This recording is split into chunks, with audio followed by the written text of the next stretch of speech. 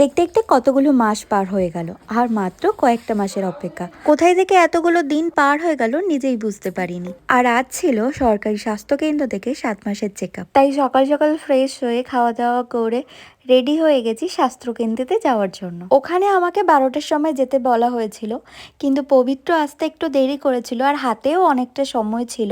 তাই জন্য ভাবলাম বসে না থেকে মায়ের হাতে হাতে দুপুরের যে সবজি রান্না হবে সেগুলো একটু কেটে দিয়ে যায়। সবজিগুলো কাটা থাকলে মায়েরও রান্না করতে খুব সুবিধা হবে। ডাক্তার আমাকে বলেছে অনেক কিছুই করতে না, তবুও আমি দাঁড়িয়ে দাঁড়িয়ে যে কাজগুলো হয় নিজে থেকে করার চেষ্টা করি। 12টার সময় আমাকে যেতে বলা হয়েছিল, আর পবিত্র পুরো 12টার সময় আমাকে আনতে এসেছে। পবিত্র আসার সাথে সাথেই ঝটপট বেরিয়ে পড়েছি দেরি না করে, কারণ অলরেডি আমাকে যে টাইমে বলেছিল আমি সেই টাইমে বাড়ি থেকে বেরিয়েছি। বাড়ি থেকে স্বাস্থ্যকেন্দ্র একদমই কাছে, তো বেশিক্ষণ সময় লাগবে না। আর আমাকে আগে থেকেই জানানো হয়েছিল যে আজ কোনো ভ্যাকসিন না, জাস্ট রুটিন একটা চেক আপ আছে, যেখানে আমার প্রেশার, আমার ওয়েট, আমার বাচ্চার হার্টবিট কীরকম কী আছে সেগুলো জাস্ট মনিটর করা হবে। আর এই যে হলো আমার বর, যে একদমই পাগল পাগল অবস্থায় জাস্ট আমাকে নিয়ে এখানে এসেছে, কারণ ও সারাদিন এত ব্যস্ত, সারাদিন সময়ই পাচ্ছে না।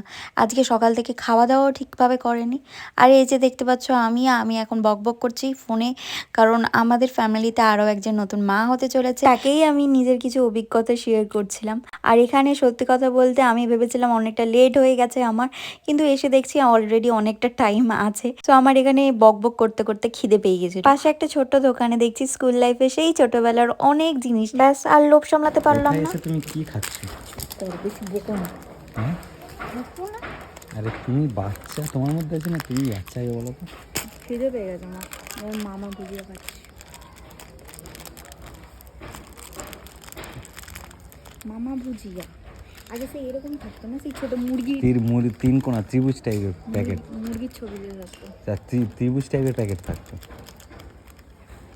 কি অবস্থা, কি এইগুলো কিচ্ছু না, পুরো একদম হসপিটালে ছিল কি এরকম কারবার করে, কি অবস্থা। তোমার জন্য তো, তুমি তো দেরি করে এসছো। আমি কি করবো, তোমাকে সামলাতে হবে, সেইটাকে সামলাতে হবে, সেইটাকে নিয়ে গেছিলাম না। শুনলে কথা না এখনই পাগল হয়ে যাচ্ছে। তাহলে যে আসছে তাকে নিয়ে কি করবে, আমি তো সেটাই ভাবছি। আমার এখানে সমস্ত কাজ কমপ্লিট। তুমি গাড়ি চালাও। আমি গাড়ি চালালে তোমাকে আর ঘর যেতে হবে না, চলো। বাড়িতে এসে এত গরম লাগছিল, আমি আগে সবার প্রথমে জ্যাকেটটা খুললাম, বিকজ গরমে জাস্ট আমি হাঁপিয়ে উঠছিলাম। যেহেতু বাইরে থেকে এসে আগে ফ্রেশ হয়ে যায়।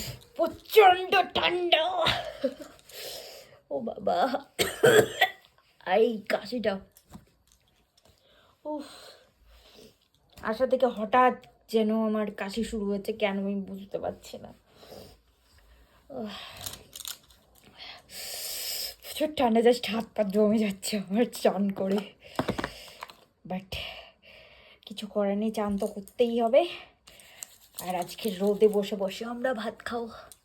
আজকে কেন, প্রায় দিন এখন এমনই হচ্ছে, আমরা রোদে বসে বসেই বেসিক্যালি ভাতগুলো খাচ্ছি।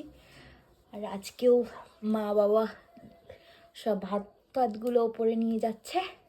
আমার চান হয়ে গেছে, পবিত্র আবার আমাকে দিয়ে চলে গেছে, ওর কি গাড়ির কি হয়েছে ওটা নিয়ে ঠিক করতে গেছে। পথে পায়ে একটু ক্রিম মেখে নিই, দিয়ে রোদে যাব, রোদে বসে বসে আজকে ভাত খাবো।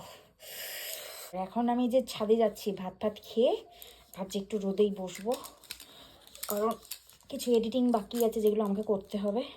তো আমি রোদে বসে বসেই ভাবছি এডিটিংগুলো সেরে নেবো। তো যেহেতু নিচে লাভবো না, তো ভাত খাওয়ার পর আমার কিছু ওষুধ আছে যেগুলো আমি নিয়ে নেবো একবারে, তাহলে বারবার আমাকে ওপর নিচ করতে হবে না। ওষুধ A to Z। প্রেগনেন্সিতে আই থিঙ্ক A to Zটা সবাইকেই দিয়ে রাখে। চলো আপাতত ওপরে যাওয়া যাক। চুপিটাই আঁচড়াইনি আমি। ওকে, সো আমি চুল বেঁধে নিয়েছি, ওষুধও নিয়ে নিয়েছি। লাইট অফ করে দিই, গেটটাও বন্ধ করে দিই। তোমাদের তো আগেই বললাম আজকে ছাদে বসে খাওয়া হবে, আর সত্যিকার বলতে শীতকালে রোদে বসে খাওয়ার মজাটাই আলাদা।